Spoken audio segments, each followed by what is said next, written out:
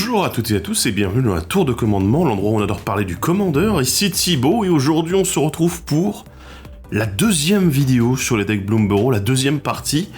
Une partie très différente de ce que vous avez l'habitude de voir, enfin bon, allez, à moitié. Voilà, mais c'est une seconde partie qui va aborder absolument tous les decks en même temps. Mais ça, je vais vous en parler un petit peu après, vous savez quoi. Et oui, je vous rappelle que vous pouvez nous suivre sur les réseaux sociaux, sur Facebook, Twitter et Instagram, on est présent là-bas. D'ailleurs, on va devenir un tout petit peu plus actif, tout en évitant de vous spammer, bien sûr, hein, c'est pas notre but non plus. Mais vous pouvez nous suivre si jamais vous avez envie de discuter avec nous sur les réseaux, ou bien simplement d'avoir les dernières news concernant ce qui se passe sur la tour de commandement. Derrière, on a aussi un live Twitch en fait qui tourne régulièrement chaque semaine et n'hésitez pas à aller y faire un tour parce qu'en fait on fait du contenu qu'on ne fait jamais en vidéo sur la chaîne. Profitez-en pour aller jeter un coup d'œil et si jamais vous n'avez pas pu suivre les lives ou si jamais vous voulez rattraper tous ceux qui ont déjà été diffusés jusque-là, ou presque, puisqu'on aura un petit peu en retard, il y a la chaîne secondaire sur YouTube, les archives de la tour de commandement, à laquelle vous pouvez également accéder, et pour aller voir un petit peu tout le contenu qui est fait en live. Voilà. Si jamais vous souhaitez également voir un petit peu le reste de la communauté, on a le Discord de la tour de commandement qui est disponible dans la description de la vidéo. Et tout ceci, ça ne pourrait vraiment pas être faisable sans ces personnes, ce sont les tipeurs et tipeuses de la tour de commandement, on les remercie vraiment chaleureusement parce que sans eux, on ne pourrait vraiment pas continuer. Financièrement, ça demande quand même un petit peu d'investissement de pouvoir continuer à avoir les deux studios, le matériel, le maintenir, le changer en cas de besoin, et surtout en fait continuer à avoir le temps de faire tout ça, parce que mine de rien ça demande beaucoup de temps de faire toutes ces vidéos, mais c'est toujours avec un grand plaisir qu'on vous les fait, et ça fait plaisir également de voir que du coup vous nous soutenez en retour. Et je vais remercier particulièrement les grands mécènes, nos plus grands soutiens financiers depuis le début de tout ça, notamment Amarok, The Fish Spirit, Evil Devil 33, Chakma, Lef et Tico Lastico, que je remercie chaleureusement avec toutes les autres personnes qui nous soutiennent. Et si jamais vous souhaitez vous aussi soutenir la tour pour tout ce qu'elle fait au niveau de la création de contenu, n'hésitez pas à aller jeter un petit coup d'œil dans la description de la vidéo, vous avez le Tipeee qui est accessible, et si vous donnez un petit quelque chose, et on vous remerciera aussi la prochaine fois. Voilà. Donc, grand merci à ces personnes, et merci à ceux qui les rejoindront. Aujourd'hui, on va donc terminer de parler des decks commandeurs de Bloomburrow. Et ouais, ça sera un petit peu moins long que d'habitude, mais aujourd'hui, je vais vous parler spécifiquement des cartes, des nouvelles cartes exclusives des decks Bloomburrow, donc dans chacun des decks, il nous reste 8 cartes à aborder, puisque la dernière fois, et je vous conseille fortement d'aller voir la première vidéo qui fait en fait le topo de ce que font les decks, en fait, avant tout, et du coup, vers quoi est-ce qu'ils s'orientent, également est-ce qu'ils sont bien construits, est-ce qu'il y a des défauts, etc., des choses à revoir, tout ça, vous l'avez dans la première vidéo, donc allez y jeter un coup d'œil si vous l'avez pas déjà fait, si vous l'avez pas suivi, ce serait dommage de louper un morceau important, d'autant plus qu'il y a des trucs que je ne vais pas répéter dans cette vidéo, donc bon, voilà, tant pis. Voilà. Hors des deux commandants qui ont été abordés dans la vidéo précédente sur les decks en tant que tels, eh bien, on va aborder les 8 cartes exclusives de chacun des decks pour en parler un peu plus en détail, savoir déjà comment est-ce qu'elles s'intègrent dans le deck, assez succinctement, mais surtout en fait en quoi est-ce qu'elles sont intéressantes dans d'autres stratégies. Voilà, donc du coup, vous saurez éventuellement si certaines cartes sont bonnes à acheter dans le deck et si elles valent le coup d'être jouées plutôt ailleurs. Bref, commençons tout de suite avec le deck armé animé, le deck avec Bello à sa tête, le rouge-vert, Grul, qui joue avec des artefacts et des enchantements à 4 et plus de valeur de mana. Et on va commencer avec le Bandit Prosper, c'est un raton laveur et gredin 2-2 pour 3 dont un rouge, il a progéniture pour 1, c'est-à-dire vous en aurez une copie supplémentaire qui est 1-1 si vous payez le coût de progéniture au moment du lancement, elle a l'initiative et à chaque fois que cette créature inflige des blessures de combat à un joueur, crée autant de jetons trésors engagés. Alors dans le deck, clairement, c'est une carte où je me dis, qu'est-ce qu'elle fait là ? Voilà. Honnêtement, il n'y a pas vraiment d'intérêt, parce qu'il n'y a pas d'intérêt stratégique. Évidemment, faire les trésors, ça peut être sympa, mais en fait, le problème du Bandit Prosper, c'est que c'est avant tout une créature qui va demander de toucher pour faire ça. Et ouais, le côté progéniture... Voilà. L'avantage c'est qu'en fait, en début de game, si vous arrivez à la sortir assez rapidement, et si les adversaires n'ont pas de quoi bloquer, voilà, si vous trouvez un adversaire qui n'a pas de bloqueur, eh ben vous pouvez au moins faire des trésors, ce qui peut accélérer un petit peu le plan de jeu, mais c'est tellement léger en fait, et surtout en comparaison avec d'autres éléments de rouge-vert qui sont simplement la rampe, hein, et puis en plus je l'ai dit dans la description du deck, il y a beaucoup de rampes dans ce deck, le Bandit Prosper il paraît un peu oubliable. Alors, il est quand même jouable dans d'autres decks, généralement les decks jetons, puisqu'on va abuser du côté progéniture en disant tiens, j'ai un petit raccoon en plus, voilà, on est content. Les decks trésors, bien sûr. Mais je pense que de manière générale, il faut quand même qu'on ait un côté aggro et boost en même temps, puisqu'elle a beau avoir l'initiative, en fait, il lui manque peut-être un petit peu de punch pour réussir à mettre beaucoup de dégâts. Et là-dessus, du coup, c'est à voir éventuellement. Peut-être un deck Typal avec Typal Tribal avec les ratons laveurs. Ça pourrait être sympa, en effet, mais c'est assez particulier. Deuxième carte exclusive du deck armée animé, c'est le Faucon Pyrofaucheur. C'est une créature élémentale et oiseau qui coûte 5 dont 2 rouges, 4-4. Elle a le vol et la célérité, et chaque fois qu'elle attaque, elle gagne plus X plus 0 jusqu'à la fin du tour, X étant la valeur de mana la plus élevée parmi les artefacts que vous contrôlez. Et à chaque fois que vous déboursez 6, acquérez le contrôle de jusqu'à un artefact ciblé tant que vous contrôlez le Faucon Pyrofaucheur. Alors, dans le deck, ici, c'est très pertinent. Les stats sont bonnes, il a la célérité donc c'est nickel, il va faire quelque chose dès qu'il arrive en jeu. C'est parfait, voilà, on est très bon. C'est assez puissant puisque du coup ça joue vraiment sur la stratégie. J'ai envie d'avoir des gros artefacts. Alors les désenchantements malheureusement ils s'en fichent un petit peu plus, donc voilà, voir l'équilibre là-dessus. D'ailleurs dans le deck il y a moins d'artefacts que l'enchantement à 4 et plus, donc du coup il sera peut-être un peu moins puissant que si vous l'orientez dans l'autre sens, avec plus d'artefacts. Bon, ok, mais ça reste quand même très intéressant, et en plus ça pique d'autres artefacts qui pourraient être éventuellement assez gros, et souvent du coup assez importants pour les adversaires. Bon, du coup très bien, ça fonctionne plutôt pas mal. Les stratégies dans lesquelles ça va être assez utilisable, tout simplement tout ce qui va être, stratégie élémentaux, si jamais vous voulez jouer avec, bien sûr, les stratégies vol, pourquoi pas, mais bon, c'est pas forcément la couleur à laquelle on s'attend pour ça. On va plutôt parler des stratégies autour de la rampe, puisqu'on a déboursé 6, le but va donc du coup d'accumuler assez vite de mana, pour pouvoir très vite débourser 6 et récupérer les artefacts adverses. Évidemment, ça va être toute la stratégie avec les artefacts, notamment les gros artefacts, donc un mélange de ces deux stratégies paraît quand même assez important pour que le faucon puisse faire quelque chose. Voilà. Également le fait de récupérer des cartes adverses, mais ça, bon voilà, c'est des stratégies qui sont pas forcément représentées avec le rouge spécifiquement, ou du moins pas quand c'est de manière définitive. Voilà. Donc, voilà, à voir. Pas mal de choses intéressantes, mais c'est vrai qu'il a l'air très à sa place en fait dans le deck de base. On continue avec un nouveau talent, et oui, une nouvelle classe, c'est le talent de l'alchimiste, qui coûte 4 dont un rouge, et quand elle arrive en jeu, eh bien, vous allez créer 2 jetons trésors engagés. Pour 2 dont un rouge, vous la passez au niveau 2, les trésors que vous contrôlez vous pouvez les engager et sacrifier l'artefact pour ajouter 2 manas d'une seule couleur de votre choix, et pour 5 dont un rouge, on passe ensuite au niveau 3, à chaque fois que vous lancez un sort, si du mana d'un trésor a été dépensé pour le lancer, cette classe inflige un nombre de blessures égal à la valeur de mana de ce sort à chaque adversaire. Dans le deck, c'est très pertinent, parce qu'en fait, déjà c'est un enchantement à 4 lui-même, donc du coup ça fonctionne très bien avec Bello, ça fournit de la rampe en plus, ce qui est génial, de la bonne rampe en plus, parce que le niveau 2 est très intéressant et très synergique, il peut se mettre très vite en place d'ailleurs, juste après que le talent de l'alchimiste ait été mis en jeu, donc c'est parfait. Et surtout, en fait, le niveau 3 est super intéressant parce que comme on joue des spells relativement gros, je parle de 4 et plus pour les enchantements, les artefacts, et c'est vrai que ça fonctionne très bien dans le deck, donc il est vraiment pertinent. Pour les stratégies dans lesquelles le talent de l'alchimiste est jouable, en fait, c'est assez facile, on a les jetons trésors. Oui, c'est couillon, mais en fait, le niveau 2 du talent de l'alchimiste le rend super intéressant. Voilà, je veux dire, même le niveau 3 à ce stade, on s'en fout quasiment, même s'il est très bien, voilà, qu'il n'y a pas de souci, on peut lancer des sorts avec plein de trésors partout, à mettre des dégâts dans tous les sens, c'est super, mais en fait déjà rien que le niveau 2 le rend extrêmement rentable. Donc c'est génial, là-dessus ça fonctionne très bien. Et bien sûr, du coup on peut simplement l'apparenter à de la rampe, même si ça va être de la rampe trésor, donc vraiment je pense que le jeu trésor c'est le truc autour duquel vous allez vouloir le jouer.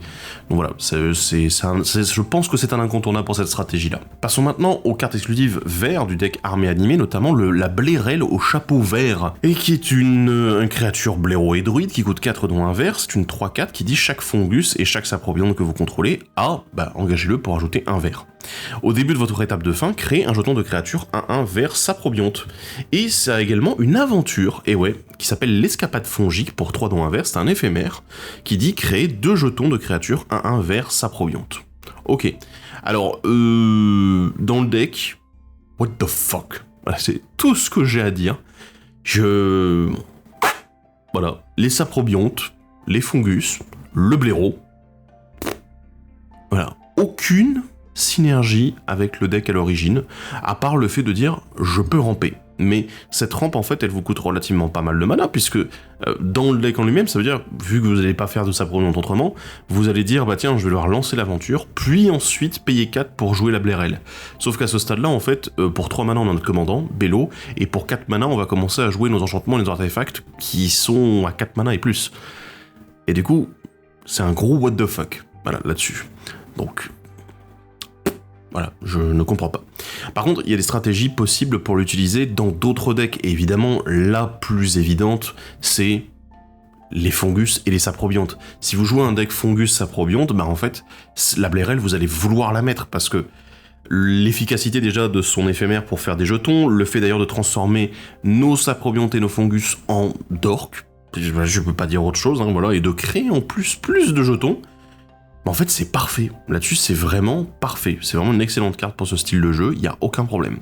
Après si vous jouez d'une stratégie on va dire jeton dans laquelle il y a un peu plus de Saprobiontes qui sont créés, vous pouvez aussi l'utiliser, ça peut être intéressant, même si bon honnêtement la stratégie Fongus Saprobionte a l'air vraiment dominante là-dessus. Continuons avec un bel enchantement qui s'appelle le mieux taillé des alliés, voilà, qui coûte 5 dont 2 verts, quand il arrive, mettez X marqueur +1/+1 sur une créature ciblée, X étant la force de cette créature.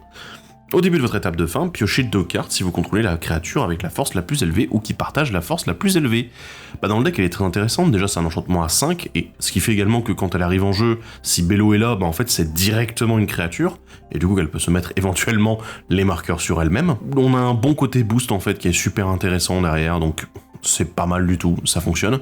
Et un bel effet de pioche qui peut être très synergique, notamment avec le fait que Bello dit que c'est jusqu'à la fin du tour en fait qu'on va avoir nos enchantements et artefacts transformés en créatures. Top. Au niveau de où est-ce que c'est jouable ailleurs?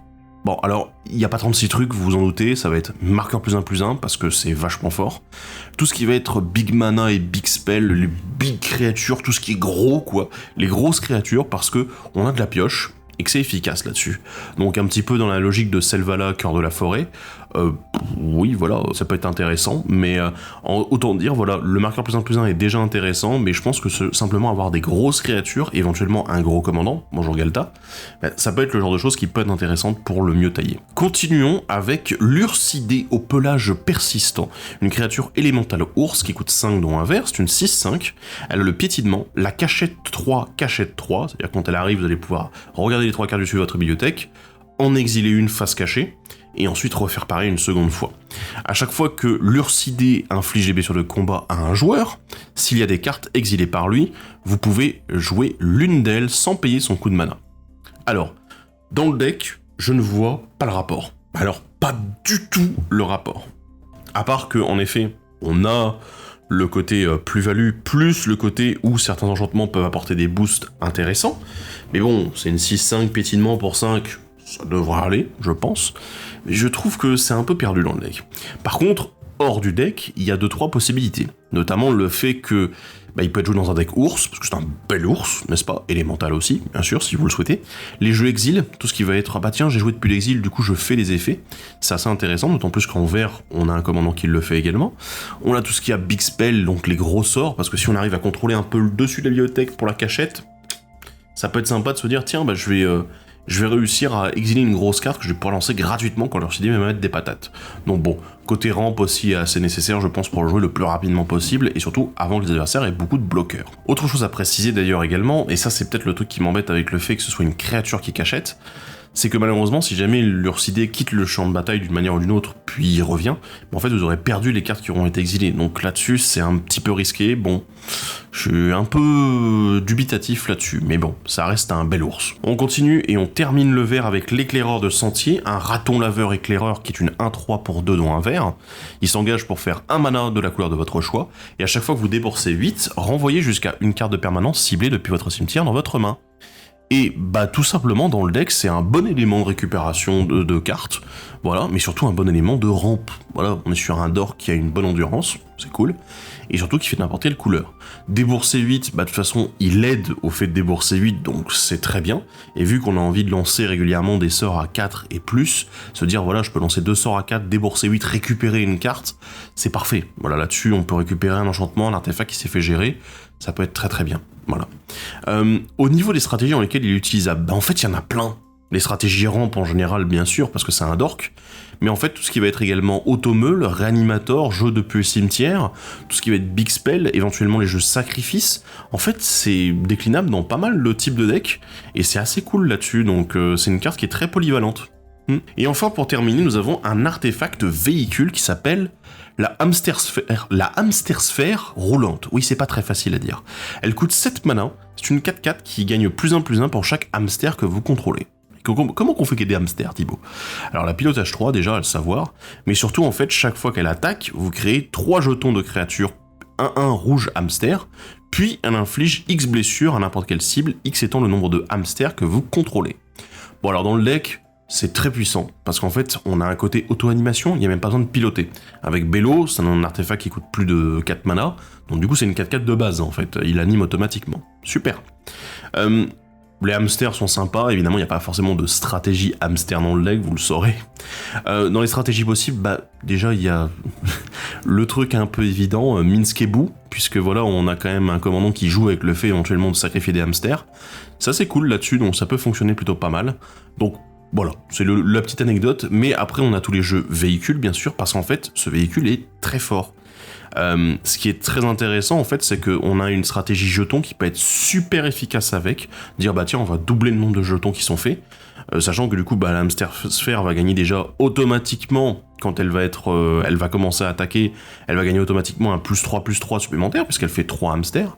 Jouer avec les jetons et les doubleurs de jetons, ça la rend encore plus efficace. Et surtout, ça met énormément de dégâts derrière. Du coup, la dernière stratégie que je peux conseiller, c'est éventuellement du burn. Tout le côté, tiens, je vais mettre des dégâts à distance, des blessures non combat. Ça peut être très efficace dans certains styles de jeu, mais alors là, c'est très varié. Il y a beaucoup de choses qui peuvent jouer autour.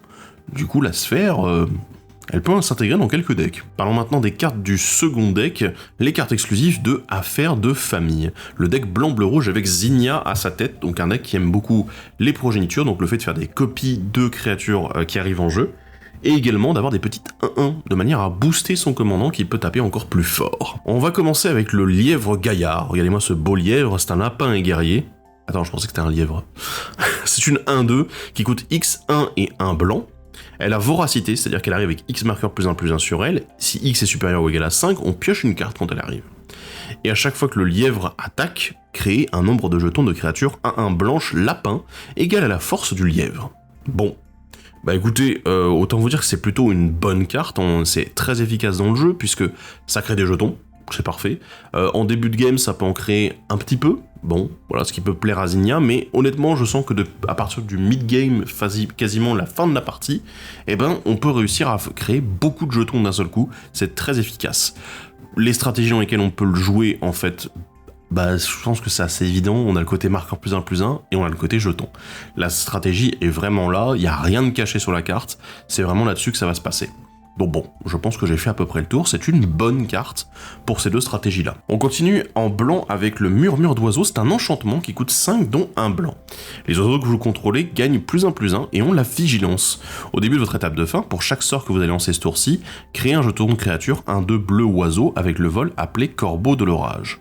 Et je vais être assez honnête, dans le deck c'est ultra synergique avec Zinnia, puisqu'on crée des 1/2, vous allez me dire ouais mais Thibaut c'est pas des 1/2, c'est des 2/3. Ouais mais en fait Zinnia se préoccupe de la force de base des créatures, et non pas des boosts qu'ils peuvent avoir. Donc du coup de base, ces créatures sont bien des 1 de force. Ça marche très bien. Le boost est ultra efficace, puisque Zinnia va en bénéficier également, étant lui-même un oiseau. Ce qui est super bien, en fait, c'est qu'on a le côté un petit peu storm, en fait, sur la carte, avec plus vous allez jouer de sorts, plus vous allez faire de jetons. Et autant vous dire que, ouais, c'est le genre de chose qui peut arriver, puisque le deck coûtant relativement peu de mana, mine de rien, sur la majorité de ces cartes, vous allez avoir une tendance à jouer beaucoup de cartes sur un tour, dans certaines situations, et à faire du coup beaucoup de oiseaux derrière. Les stratégies dans lesquelles c'est possible de jouer, je pense que vous avez un petit peu compris, jetons, bien sûr, mais également tout ce qui va être les decks oiseaux et vol. Alors, je vais conseiller plutôt les deux ensemble, puisque deck oiseaux seul, les oiseaux n'ont pas forcément suffisamment de qualité pour avoir un deck qui soit très très efficace, et souvent on le couple avec simplement la stratégie vol, qui fonctionne également très bien. Et ici, le murmure d'oiseau, il fonctionnera excellemment bien en fait dans ce type de deck.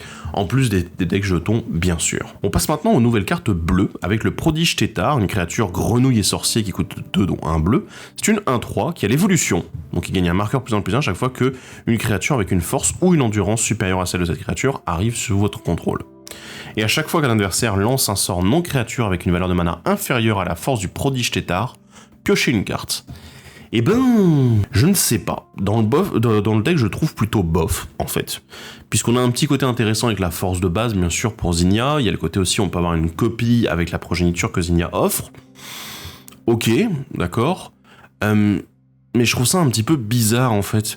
Puisqu'il n'y a pas vraiment beaucoup de plus-value qui va être faite, à part si les adversaires commencent à lancer des sorts, soit relativement peu chers au départ, soit qu'on envahisse le board avec des créatures relativement grosses, sauf que le deck est pas forcément prévu pour ça, le but c'est plutôt d'avoir des créatures qui ont une force de 1, rarement plus, voilà.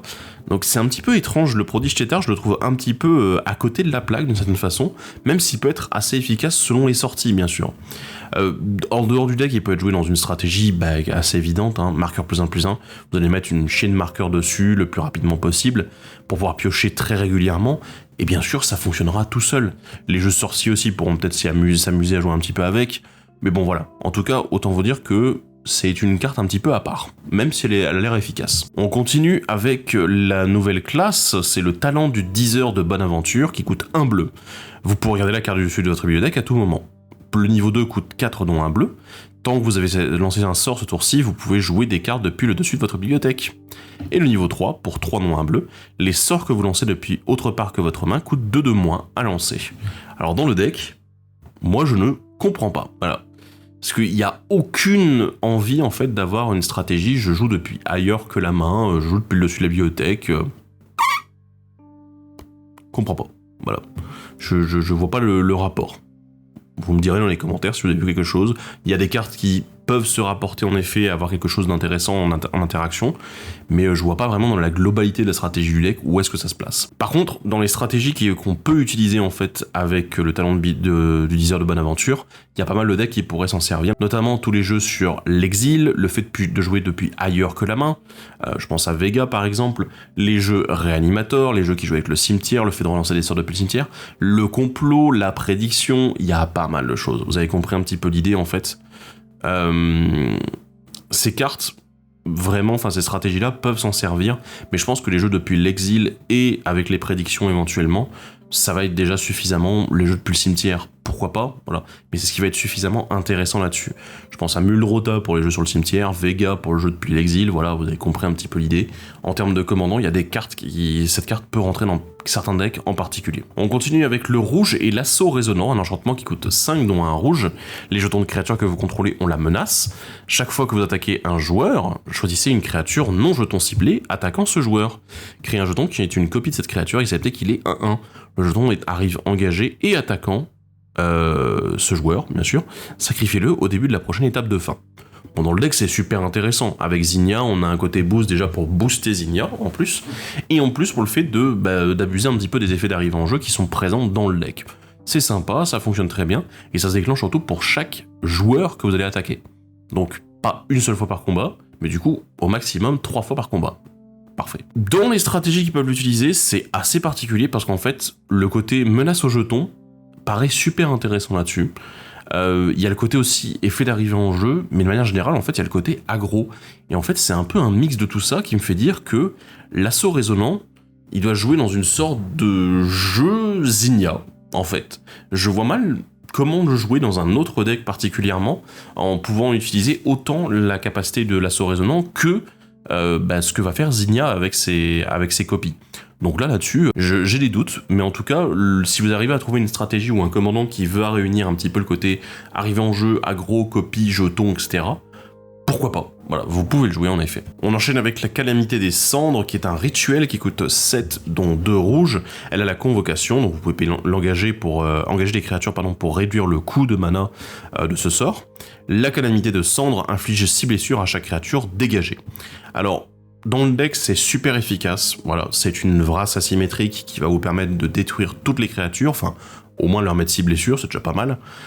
Surtout en faisant en sorte de jouer vraiment prudemment, parce qu'il faut jouer très intelligemment sur le côté, je vais attaquer avec des créatures exprès pour les engager et surtout bourrer, voilà, parce que c'est le but quand même du deck un petit peu, et faire en sorte d'engager mes autres créatures qui sont un petit peu plus fragiles et que je veux garder un peu en défense, dire ok je les engage pour essayer de détruire le board.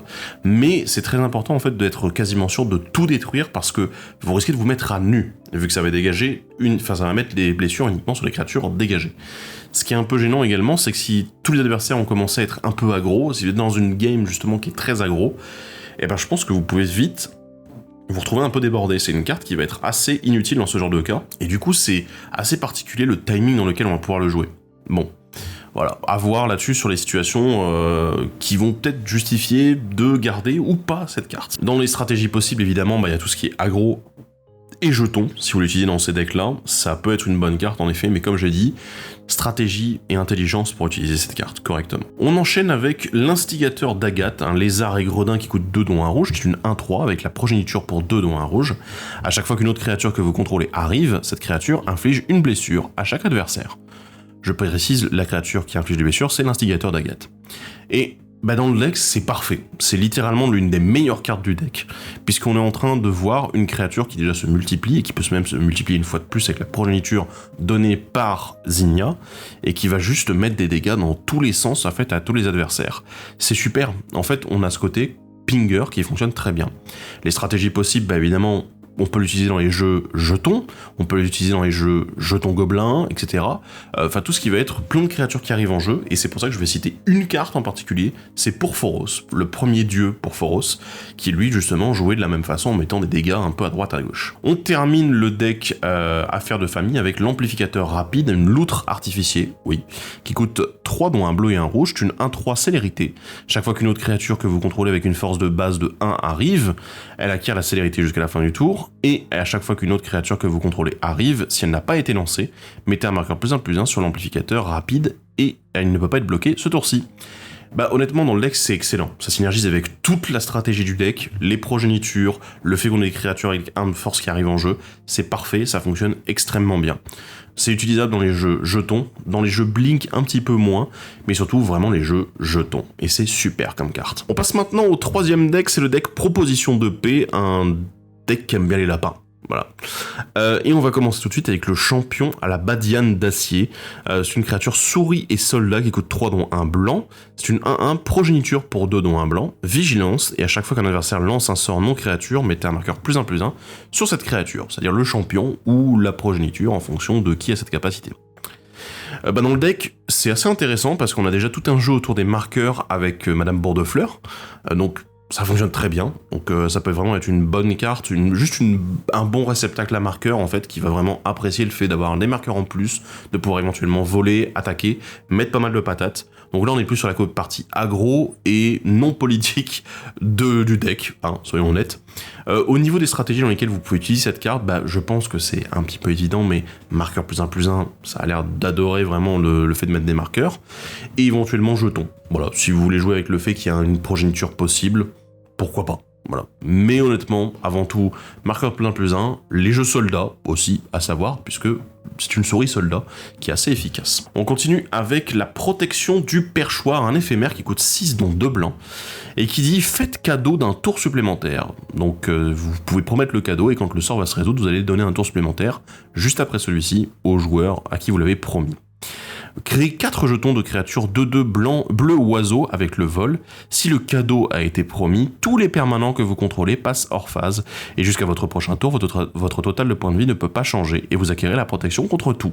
Exilez la protection du perchoir. Ça doit vous rappeler quelque chose, protection de Teferi. Et oui, mais vous allez me dire, Thibaut, ça coûte 3 de plus, mais qu'est-ce qui s'est passé ? En fait, ça coûte 3 de plus, mais c'est assez justifié, puisque on a toute la logique avec les jetons, qui est assez efficace derrière, de dire, je fais 4 oiseaux 2/2, ce qui peut être très bon d'ailleurs seul, sans avoir forcément la protection complète. Le tour supplémentaire, mine de rien, comme vous passez hors phase jusqu'à votre prochain tour, en fait, vous donnez juste un avantage peut-être à un adversaire qui va pas forcément être trop avantagé, qui va peut-être avoir du retard, etc. Vous lui donnez juste un tour sup, ça peut être suffisant pour qu'il se rattrape. Et ce qui est bien, c'est que du coup, cette carte est tout à fait logique dans ce deck, et que elle représente exactement la logique du deck. Le fait de dire, je te donne un avantage, un tour supplémentaire, c'est pas rien, c'est vraiment pas rien, mais du coup tu mets d'une certaine façon redevable. Et je me protège en même temps. Pourquoi pas? Voilà. Le coût est un petit peu élevé. Voilà, oui, je sais, oui, voilà, pour 6. Voilà, je dois le considérer en tant que protection parce que c'est vraiment ultime là-dessus, mais également en tant que création de jetons. C'est un petit peu particulier le fait d'avoir cette ambivalence en fait sur la carte. Du coup, on peut le jouer dans des decks qui vont jouer sur les jetons, bien sûr, sur les oiseaux, on peut le faire sur le vol, etc. Mais du coup, également les decks politiques, les decks de gros pugs qui veulent justement aider un joueur qui est un petit peu en retard, et également certains decks Stax, puisque je vous rappelle qu'il existe des cartes de Stax qui empêchent les adversaires de jouer un tour supplémentaire. Voilà, donc ça peut être assez dommage, hein, voilà. Donc notamment celles qui disent si un adversaire devait jouer un tour supplémentaire à la place, il passe ce tour, voilà. Bon, parce que voilà, c'est assez marrant. Je ne sais pas si ça fonctionne réellement d'ailleurs avec le fait un cadeau, mais ouais. Bon, bref, on continue avec tenter avec des lapins.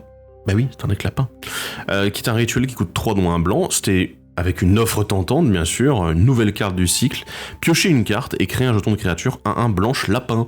Puis chaque adversaire peut faire de même. Piocher une carte et créer un 1-1 lapin. Et pour chaque adversaire qui fait ainsi, eh ben vous refaites de même. Vous piochez à nouveau une carte et vous faites à nouveau un lapin. Bah bien sûr que oui, dans le deck évidemment. Je veux dire, c'est logique que la carte soit là, c'est une offre tentante, c'est exactement ce que Bourdefleur nous dit. C'est voilà, je vais offrir des petits cadeaux aux adversaires, ils sont totalement en droit de les accepter. S'ils les acceptent, j'en tire un plus grand privilège. C'est exactement la logique du deck, bien sûr.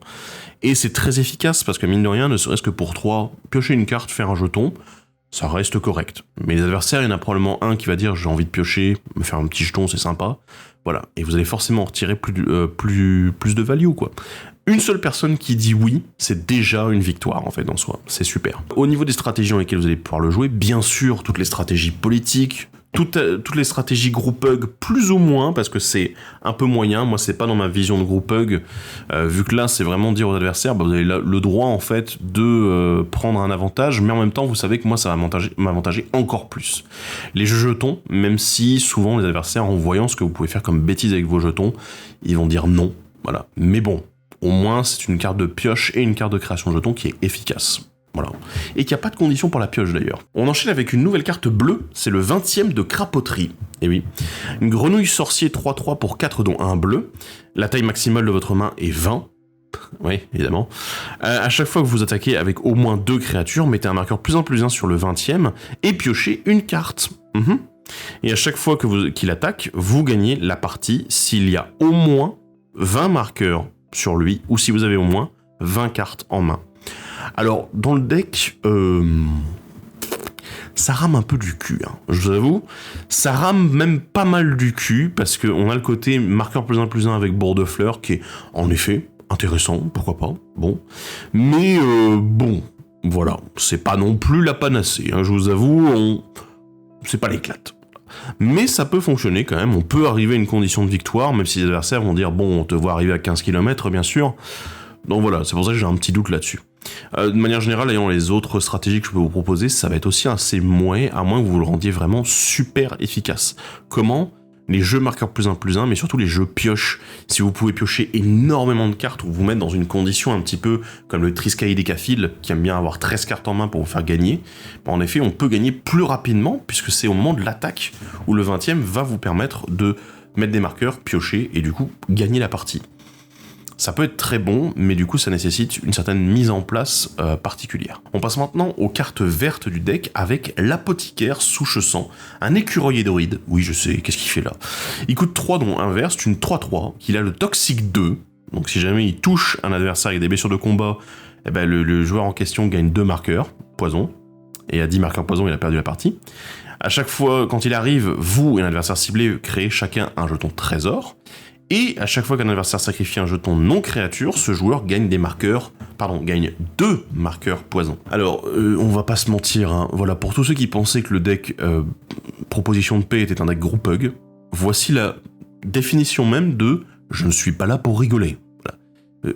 C'est du mensonge, le deck group hug n'existe pas, c'est une fable. Quand on commence à jouer avec le poison et en mettant des conditions d'adversaire pour pas qu'ils s'en prennent plus, pense qu'on n'est pas group hug. Voilà, je pense vraiment qu'on n'est pas group hug. Alors, dans le deck, c'est un outil de domination majeur. Pourquoi ? Parce que c'est clairement une carte qui n'est pas là pour rigoler. Voilà. Il y a pas mal de gens qui vont jouer avec des indices, des nourritures, des trésors. C'est quelque chose de très courant aujourd'hui. C'est depuis rien que l'année qui vient de s'écouler, on a eu une profusion de ces 3 types de jetons qui sont très présents dans le format et qui sont très efficaces, bien sûr, tout à fait à raison. Mais du coup, l'apothicaire, il est là pour remettre les choses en place. Et autant vous dire, je pense que les adversaires vont faire un peu la gueule. Voilà, donc autant dire, je pense là-dessus que ça va être assez particulier. Alors, dans les stratégies dans lesquelles c'est jouable, évidemment, il y a Poison, bien sûr, mais il y a également Stax. Et oui, la Stax qui va vous permettre de dire, bah tiens, je vais t'empêcher d'utiliser tous tes trésors, tes indices, tes nourritures, il n'y a pas de problème. Ça va désactiver certains decks vraiment à fond. Ils vont devoir s'occuper d'abord de l'apothicaire avant de faire quoi que ce soit dans leur stratégie. Ça fait mal, ça envoie du lourd l'apothicaire. On termine le verre avec la soupe communautaire. C'est un enchantement qui coûte 3 dont un vert. Quand elle arrive, n'importe quel nombre d'adversaires ciblés pioche chacun une carte. Mettez un marqueur ingrédient sur la soupe communautaire, puis mettez un marqueur ingrédient sur elle. Pour chaque carte piochée de cette manière. À chaque fois que vous lancez un sort de créature, cette créature arrive avec X marqueurs +1/+1 supplémentaires sur elle, X étant le nombre de marqueurs ingrédients sur la soupe communautaire. Waouh. Je le dis tout de suite, dans ce deck, c'est d'une violence absolue. Parce que on a le côté politique du deck qui ressort en mode « je vous donne une carte, hein. Je suis sympa. Oh ouais, je suis sympa. Hein. Ouais. Toutes mes créatures, elles vont arriver avec 4 marqueurs +1/+1 maintenant. Bonne chance. » Énorme. Là-dessus, on est vraiment sur une carte qui va défoncer la partie, mais à un niveau astronomique. Puisque, bah déjà, de base, vous pouvez très bien ne pas donner l'avantage aux adversaires et dire, bah tiens, il y a un marqueur ingrédient dessus, et simplement, mes créatures vont arriver avec un marqueur +1/+1. Efficace, ça fonctionne, et du coup, ce qui fait également que dans les jeux marqueurs +1/+1, vous en doutez que c'est une très bonne carte. Voilà. Là-dessus, il y a d'autres choses également qui peuvent intervenir. Simplement le fait de jouer en disant je vais proliférer. Sans avoir à mettre de marqueurs supplémentaires avec la pioche des adversaires, dire ok, je vais peut-être donner une carte à quelqu'un pour avoir un marqueur supplémentaire, mais si je prolifère également sur les marqueurs qu'il y a dessus, les marqueurs ingrédients. Du coup, ce qui va faire qu'il y aura encore plus de marqueurs +1/+1 sur les créatures qui vont arriver. Et ça défonce vraiment sévère. C'est hallucinant. Donc vraiment une excellente carte pour les jeux marqueurs +1/+1 et prolifération, c'est gigantesque. Je le dis également, infection. Voilà, je le dis parce que j'y pense moi-même pour l'un de mes decks, hein, vous le savez. Infection, parce que les créatures infection sont souvent un petit peu faiblardes, du coup pouvoir les booster directement et proliférer un peu comme un gros sac dans tous les sens, ça va faire très mal. On commence les multicolores avec l'Octomancien, une grenouille druide qui coûte 5 dont un vert et un bleu, c'est une 3/3, qui fait cadeau d'une pieuvre. Eh oui. Et au début de chaque étape de fin, créez un jeton qui est une copie d'un jeton de créature ciblée qui est arrivé sur le champ de bataille ce tour-ci. Alors, le fait cadeau d'une pieuvre n'est pas obligatoire. Mais l'avantage, c'est que vous pouvez très bien dire « je fais un jeton pieuvre sous le contrôle de l'adversaire, c'est parfait, et du coup, à mon étape de fin, je vais pouvoir créer une pieuvre supplémentaire. » Bon, bah ok, c'est pas mal du tout ça, voilà, c'est bien. Mais dans le deck, en fait, je pense qu'il faut le manipuler avec beaucoup de tact. Voilà, ça va être vraiment du doigté, de la subtilité, se dire à qui est-ce que je peux fournir une pieuvre gratuit et pas trop m'en mordre les doigts, grande question. Mais au pire, en fait, si vous jouez avec les jetons, ça peut être très efficace. Le truc, c'est que dans le deck ici, bah en fait, si vous faites pas la pieuvre, c'est quand même pas super intéressant. Il n'y a pas forcément énormément de jetons qui sont créés, donc un petit doute là-dessus. Mais ça reste une excellente carte. D'autant plus que ça peut jouer dans certaines stratégies. Si vous avez du contrôle dans le deck, pourquoi pas dire, voilà, la pieuvre elle est faite, je fais une copie, elle est détruite maintenant. Ah là, ça c'est fait. Bon, pourquoi pas, c'est marrant. Mais surtout les decks jetons et surtout les decks copies. Parce qu'en fait, si vous faites des jetons copies, vous pouvez vous amuser tout simplement à dire, je vais faire des copies, paf, et puis je refais des copies avec l'Octomancien, et ça continue comme ça, c'est super.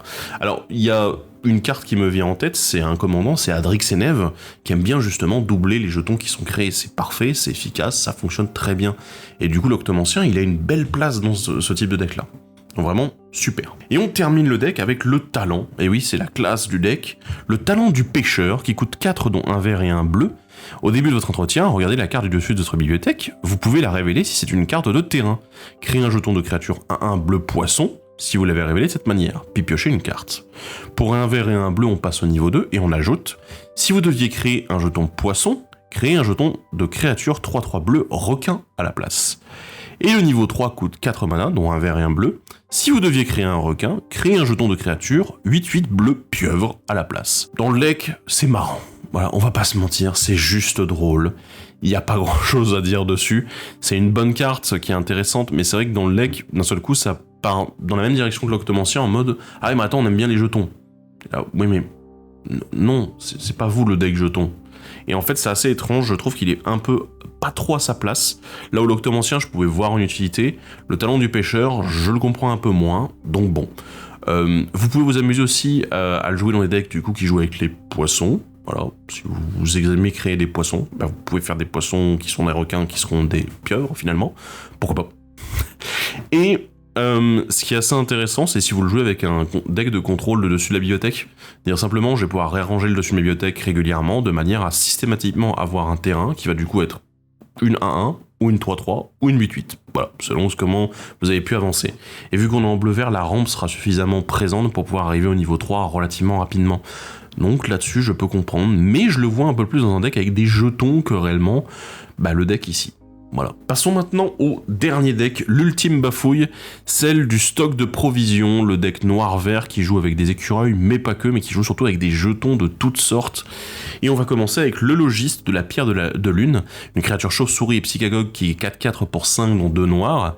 Elle a le vol, à chaque fois qu'une créature qu'un adversaire contrôle meurt, vous créez un jeton 100. Voilà.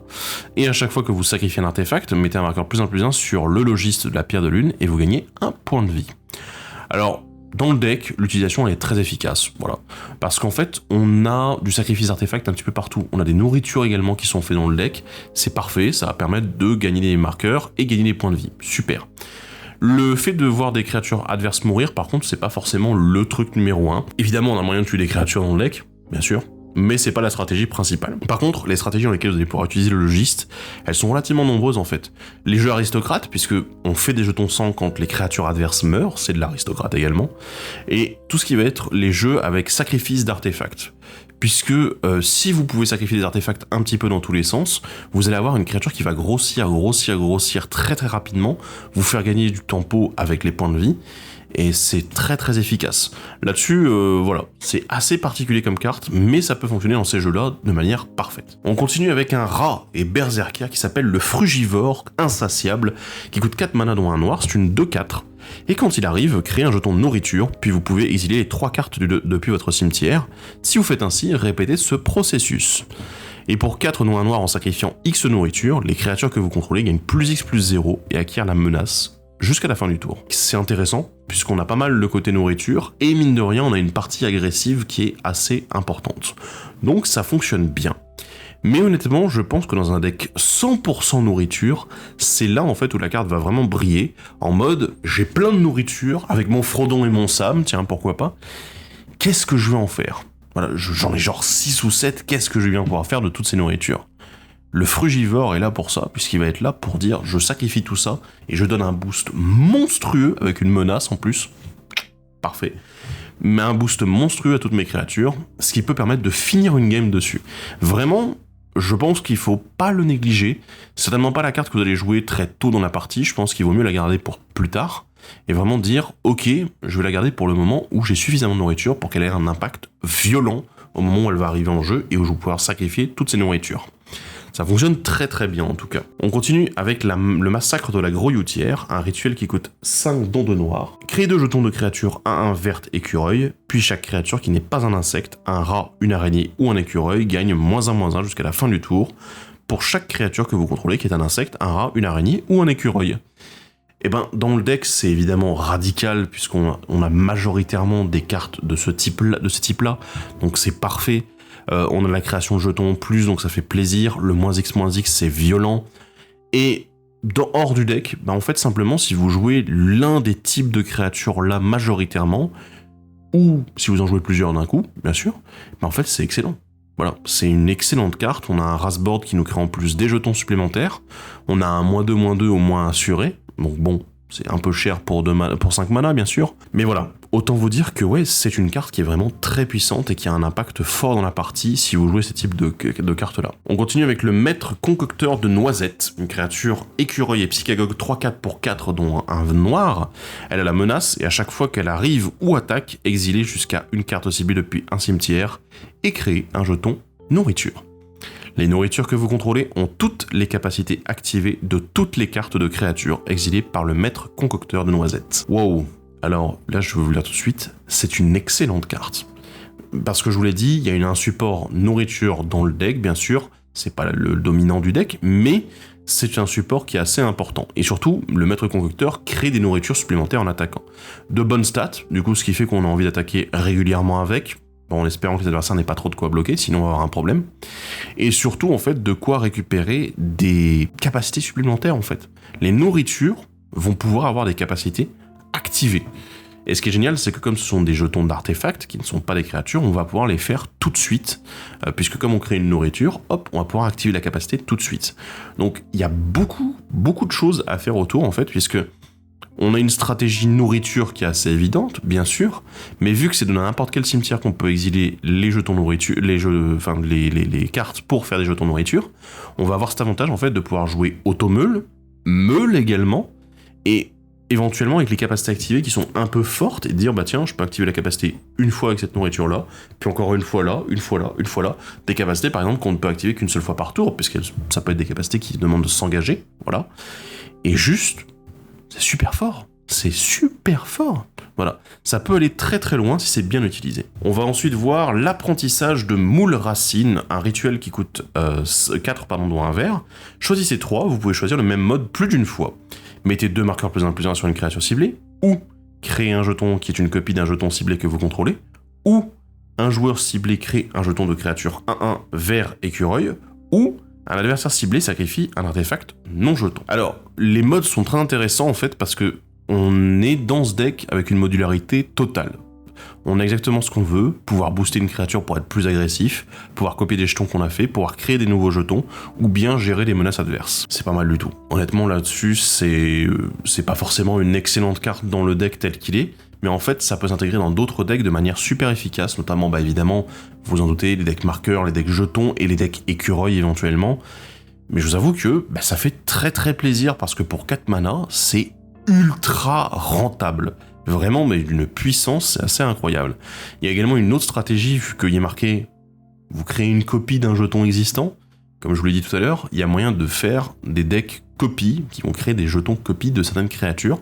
Bah, du coup, pourquoi pas faire encore des copies supplémentaires avec l'apprentissage de Moule Racine, qui est vraiment super fort pour 4 mana, c'est extrêmement rentable. On continue avec la débandade d'écureuil, qui est une créature écureuil et éclaireur, qui coûte 3 dont un vert, c'est une 2/2, qui a myriade. C'est-à-dire chaque fois que vous allez attaquer avec cette créature, pour chaque adversaire autre que le joueur défenseur, vous allez pouvoir créer 2 jetons qui vont attaquer ce joueur, ou un planeswalker qui le contrôle. Et on exile les jetons à la fin du combat, bien sûr. Et à chaque fois que la bête débandade d'écureuil inflige des blessures de combat à un joueur, vous mettez un marqueur +1/+1 sur une créature ciblée que vous contrôlez. Ma réflexion, en voyant cette carte, ça a été... il faut fuir très loin. Très loin. En début de partie, en fait, cette carte, c'est un massacre potentiel, mais de fou furieux. Pourquoi ? Alors... vous pouvez mettre les marqueurs +1/+1, en fait, gagnés par éventuellement vos petits écureuils qui auront touché, sur l'original. Évidemment, les copies ne vont pas avoir les marqueurs, mais en fait, ça va juste faire que l'original, la débandade d'écureuil, la carte, et non pas les copies, bah, va devenir de plus en plus difficile à bloquer, et donc à tuer également. C'est pas mal du tout, mais il y a également l'autre situation où vous pouvez vous amuser, en fait, à mettre des marqueurs dans tous les sens en boostant vos créatures plus petites qui sont là en début de partie. Et c'est très lourd. Donc ouais, ça peut être assez mortel là-dessus. Alors, il y a des stratégies dans lesquelles on peut intégrer, bien sûr, les écureuils, les jetons, mais surtout il y en a une majeure, ce sont les marqueurs +1/+1.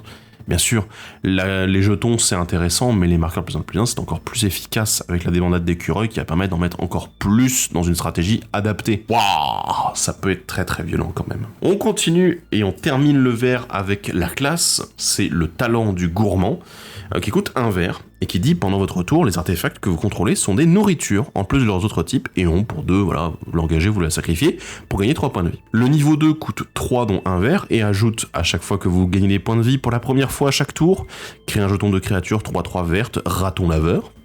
Et le niveau 3 coûte 4 mana, dont 1 vert, et rajoute, à chaque fois que vous gagnez des points de vie pour la première fois à chaque tour, mettez un marqueur +1/+1 sur chaque créature que vous contrôlez. Waouh! Alors, dans le deck, c'est très efficace, comme je vous l'ai dit. On a de la stratégie nourriture qui existe et qui fait le lien, en fait, avec la partie marqueur qu'on a présent dans le deck. Ok, très bien. Mais je trouve que la carte est encore meilleure hors du deck. Parce qu'on arrive à un niveau de stupidité assez astronomique, puisque tout ce qui va être sacrifice d'artefacts, on peut jouer avec. Puisque du coup, on peut sacrifier nos artefacts pour, en tant que nourriture, faire gagner des points de vie. Ok, sympa, c'est efficace. Mais surtout, en fait, on a les jeux nourriture, violents, et les jeux gain de vie, marqueurs et jetons. Parce que là, il y a beaucoup de choses. Vous pouvez le jouer en jeton en vous amusant. Tiens, bah, je gagne des points de vie, donc du coup, je vais pouvoir créer un jeton raton laveur. Très sympa, très efficace. Mais les jeux gain de vie, mon dieu, parce qu'en fait, la dernière capacité du talent du gourmand est super forte. Je vous rappelle notamment qu'il y a beaucoup de créatures qui existent en blanc et en vert qui disent « Chaque fois qu'une autre créature arrive en jeu, je gagne un point de vie. » Aïe. Du coup, bah, pendant votre tour, la première fois vous mettez un marqueur, pendant le tour de l'adversaire, vous gagnez des points de vie, vous mettez un marqueur, et c'est super, super, super efficace. Vraiment là-dessus, le talent du gourmand, en fait, ça peut être une très très très bonne carte. Évidemment, ils ont mis des restrictions parce qu'ils sentaient justement l'embrouille, et notamment aussi parce qu'il y avait des combos qui auraient été faisables s'ils n'avaient pas fait attention. Mais voilà, là-dessus, on a le côté à la fois marqueur, à la fois jeton, à la fois gain de vie, qui sont super mélangés, et c'est pas incohérent. Voilà, parce que ça fonctionne très bien dans certaines stratégies. Et on termine enfin le deck stock de provisions avec l'épée du couinement, un artefact équipement qui coûte 2. La créature équipée gagne +1/+1 pour chaque créature que vous contrôlez, avec une force ou une endurance de base de 1. Et à chaque fois qu'un hamster, une souris, un rat ou un écureuil que vous contrôlez arrive, vous pouvez lui attacher l'épée. Et ça coûte 2 à équiper sinon. Alors, dans le deck, c'est efficace, en effet, parce qu'on a pas mal de jetons de créatures qui sont des créatures à 1 de force, voilà, bon, c'est pas mal. C'est efficient. On peut également se rappeler qu'il y a le gang, le commandant secondaire, qui lui est un peu plus aggro et qui du coup va bénéficier énormément de ce genre d'effet. De l'autre côté, en fait, au niveau des stratégies dans lesquelles on va pouvoir utiliser cette épée-là, bah évidemment, il y a tous les jeux jetons, puisque bon, force de base, c'est déjà largement suffisant pour booster énormément. Tous les tribaux avec les petites créatures, en fait, voilà, ça va être les gobelins, les petits elfes, etc. Et aussi bah, tout ce qui va être les peuples de Bloomburrow, puisque voilà, ils nous en citent plusieurs, les hamsters, les souris, les rats, les écureuils. Bah écoutez, vous pouvez vous amuser avec ça. Voilà. Mais peut-être le jouer avec un commandant qui va avoir le côté aggro pour lui, et peut-être des petites créatures de support derrière pour utiliser l'épée efficacement, booster à fond, tout en ayant le support offert par les créatures qui vont offrir le boost via l'épée. Ok, bref, voilà pour les decks. Honnêtement, pour vous dire, alors j'ai encore une fois l'impression que le deck Affaires de famille s'en sort le mieux, il a énormément de bonnes cartes très intéressantes, mais évidemment ce n'est pas le seul, puisqu'en fait tous les decks ont vraiment des cartes qui sont très bien pensées, mais également des cartes qui sont un petit peu... voilà. Vous avez pu d'ailleurs remarquer que certaines cartes se sont un petit peu perdues, c'est-à-dire des cartes qui ont des stratégies, notamment la progéniture, qui est présente en fait dans d'autres decks que le deck progéniture, affaires de famille. Pareil pour les marqueurs, pareil pour les jetons, où du coup on peut s'amuser un petit peu à droite à gauche, en fait, à échanger éventuellement les cartes entre les decks eux-mêmes. Mais bon, ça c'est un autre travail et honnêtement, on n'est pas là pour ça. J'espère en tout cas que vous avez apprécié cette nouvelle version du format d'analyse des decks, que les deux vidéos vous ont plu.